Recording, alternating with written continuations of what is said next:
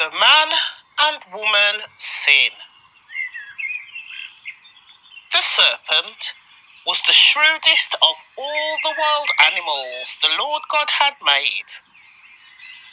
One day he asked the woman, "Did God really say you must not eat the fruit from any of the trees in the garden?" "Of course we may eat the fruit from the trees in the garden," the woman replied. "It's only the fruit from the tree in the middle of the garden that we are not allowed to eat.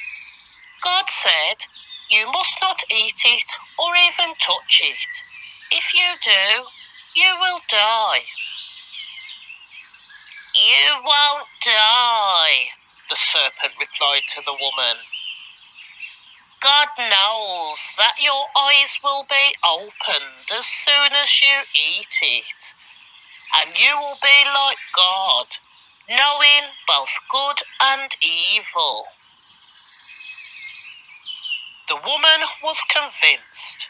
She saw that the tree was beautiful and its fruit looked delicious, and she wanted some of the wisdom it would give her.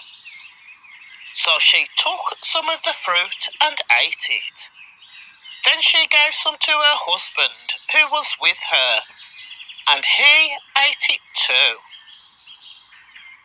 At that moment, their eyes were opened, and they suddenly felt shame at their nakedness.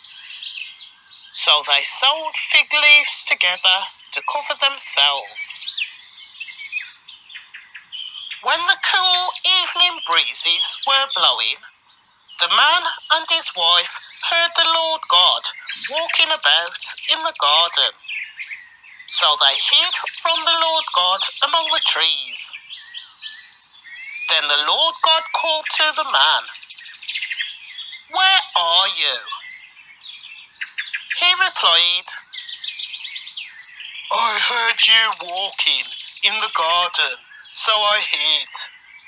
I was afraid because I was naked." "Who told you that you were naked?" the Lord God asked. "Have you eaten from the tree whose fruit I commanded you not to eat?" The man replied, "It was the woman you gave me who gave me the fruit, and I ate it."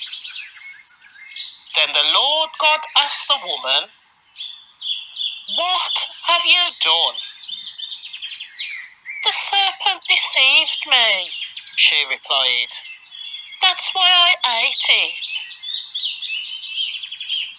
Then the Lord God said to the serpent, "Because you have done this, you are cursed more than all animals, domestic and wild. You will crawl on your belly, groveling in the dust as long as you live. And I will cause hostility between you and the woman, and between your offspring and her offspring. He will strike your head, and you will strike his heel." Then he said to the woman, "I will sharpen the pain of your pregnancy, and in pain you will give birth, and you will desire to control your husband, but he will rule over you." And to the man he said,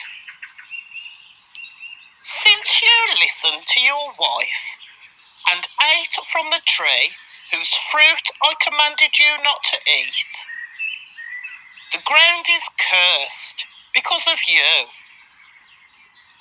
All your life you will struggle to scratch a living from it. It will grow thorns and thistles for you, though you will eat of its grains. By the sweat of your brow will you have food to eat, until you return to the ground from which you were made. For you were made from dust, and to dust you will return. Paradise lost, God's judgment. Then the man, Adam, named his wife Eve, because she would be the mother of all who live.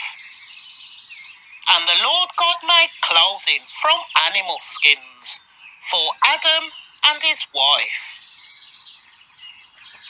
Then the Lord God said, Look, the human beings have become like us, knowing both good and evil. What if they reach out, take fruit from the tree of life and eat it? Then they will live forever.